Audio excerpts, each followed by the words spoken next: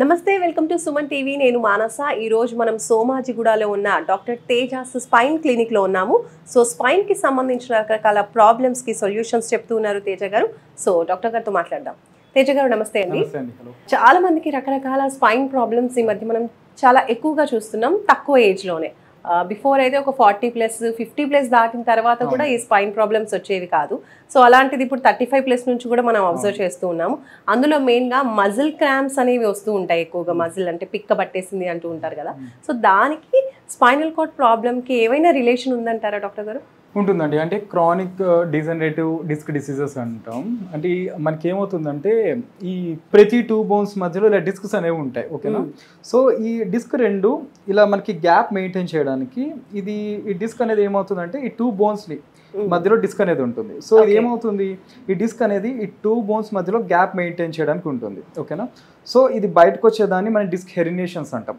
ఇందులో ఉన్న hydrostatic pressure ఏమవుతుందంటే ఈ స్పేస్ని మెయింటైన్ చేసి ఉంచుతుంది అనమాట సో ఇది ఏమవుతుంది ఇది బయటకు వచ్చేసినప్పుడు ఇందులో ఉన్న వాటర్ అది న్యూక్లియస్ అంటాం సో అది డిహైడ్రేట్ అయిపోతుంది కొన్ని కేసెస్లో డీజనరేషన్ అని కూడా అనొచ్చు అనమాట సో అది ఏమవుతుందంటే డీజనరేషన్ ఎక్కువగా యాక్చువల్ కామన్గా ఏంటంటే ఈ డీజనరేషన్ అనేది 60s 70s కామన్గా చూస్తాం 50s ఇప్పుడు ఏంటంటే 20s కూడా చూస్తున్నాం అనమాట మన మోకాలు అరిగిపోతాయి అంటాం కదా అలానే డిస్కస్ కూడా అరిగిపోతాయి సైనోవియల్ జాయింట్స్ ఉంటాయి మన యాక్చువల్లీ ఈ నీ జాయింట్స్ సైనోవియల్ జాయింట్స్ అంటాం అలానే మన స్పైన్లో ఫేసర్ జాయింట్స్ కూడా సైనోవియల్ జాయింట్స్ అనొచ్చు సో ఇలా డిస్కస్ కూడా డీజనరేషన్ అవుతుంటాయి అన్నమాట ఇవి అడిగిపోయినప్పుడు ఏమవుతుందంటే ఈ నర్వ్ పైన ఎక్కువగా ప్రెషర్ పడుతుంది ఈ ప్రెషర్ పడ్డప్పుడు ఏమవుతుందంటే వీళ్ళు బెడ్లో రోల్ అయినప్పుడు కానీ అండ్ కూర్చొని నుంచేటప్పుడు కానీ సో ఈ కాఫ్ మజిల్లో క్రాంప్స్ రావడం కామన్గా చూస్తాం అన్నమాట పట్టేస్తుంటాయి అంటే మనకి ఓన్లీ స్పాండిలైటిస్ లోనే ఈ మజిల్ క్రాంప్స్ అని రావాలని లేదు ఇప్పుడు మనకి లో మినరల్స్ అంటాం ఇప్పుడు కాల్షియం కానీ పొటాషియం కానీ మెగ్నీషియం కానీ ఇవి తక్కువ ఉన్నా వచ్చే ఛాన్సెస్ ఉన్నాయి అలానే వైటమిన్ డెఫిషియన్సీస్ లో వైటమిన్ ఈ కానీ డి కానీ B12 డెఫిషియన్సీస్ లో కూడా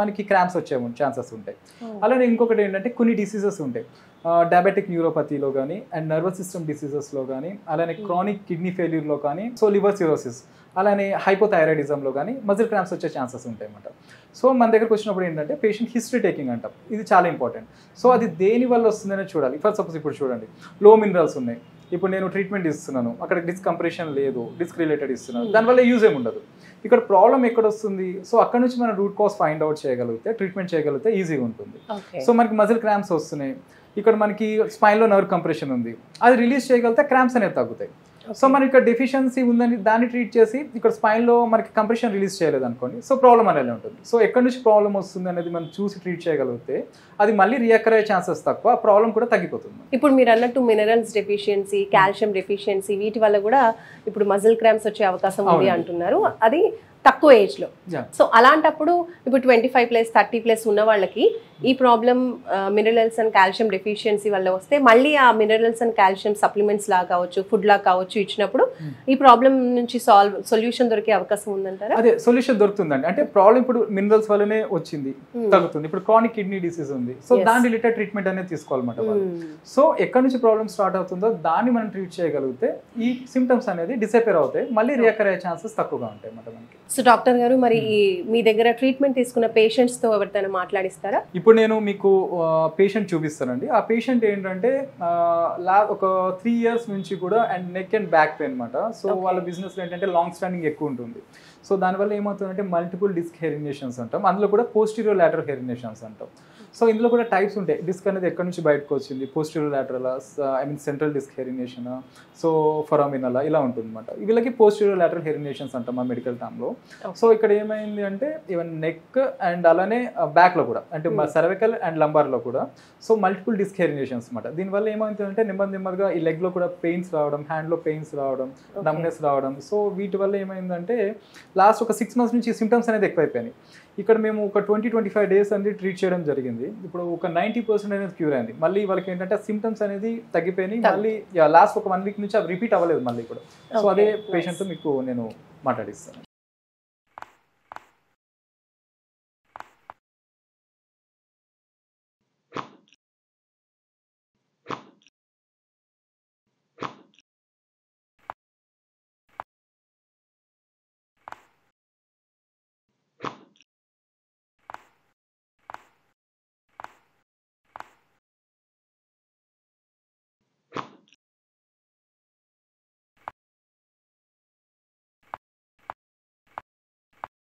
హలో అండి, మీ హలో మేడం, కిషోర్ అండి. కిషోర్ గారు ఎక్కడి నుంచి వస్తున్నారు?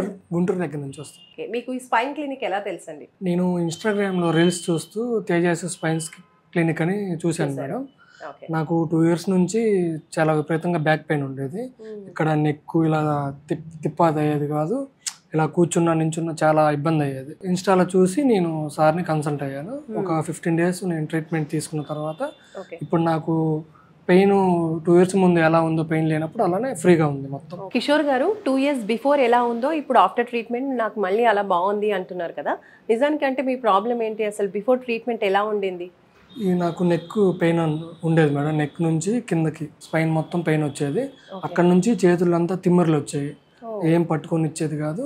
కాళ్ళు కూడా అలానే ఫుల్ బాడీ అంతా పెయిన్. 6 months నుంచి ఇంకా హెవీగా బాధపడ్డాను. తర్వాత ఒక 15 days సార్ దగ్గరకు వచ్చి ట్రీట్మెంట్ తీసుకున్నాక తగ్గిపోయింది. ఓకే, ఇప్పుడు పూర్తిగా తగ్గిపోయిందా? పూర్తిగా. ఇంతకుముందు ఫస్ట్లో ఎలా ఉన్నానో అలా ఫ్రీగా ఉంది. ఇలా బెండ్ అవుని ఇచ్చేది కాదు ఇంతకుముందు, ఇప్పుడు బాగా బెండ్ అవుతున్నాను. నెక్ కూడా ఇలా తిప్పేవాడిని కాదు, ఇప్పుడు పర్లేదు, అంతా బాగుంది. డాక్టర్ గారు మీరు చెప్పండి, 15 daysలో ఆయనకి ఒక 2 years నుంచి సఫర్ అవుతున్న ప్రాబ్లంకి ఇప్పుడు సొల్యూషన్ 15 daysలోనే సాల్వ్ అయిపోయింది ప్రాబ్లం అంటున్నారు. ఎలాంటి ట్రీట్మెంట్ ఇచ్చారు అసలు? అంటే ఇక్కడ మేము కైరోప్రాటిక్ మ్యానిపులేషన్స్ అండి, అలానే ఆస్టియోపతి ట్రీట్మెంట్ అంటాం, అలానే అడ్వాన్స్డ్ మోడాలిటీస్ ఉంటాయి అన్నమాట. సో వాటితో ట్రీట్ చేయడం అనేది జరిగింది. ఇంకోటి ఏంటంటే అందరికీ ప్రాబ్లం క్రానిక్ ఉంటే అది 15 daysలోనే తగ్గడం లేదు. కొంతమందికి 10 days పట్టచ్చు, 15 days పట్టచ్చు, కొంతమందికి 1-2 months కూడా పడుతుంది అనమాట. ఇట్ డిపెండ్స్, ఆ సివియారిటీ బట్టి డిపెండ్ అయి ఉంటుంది అనమాట మనకు ప్రాబ్లం బట్టి.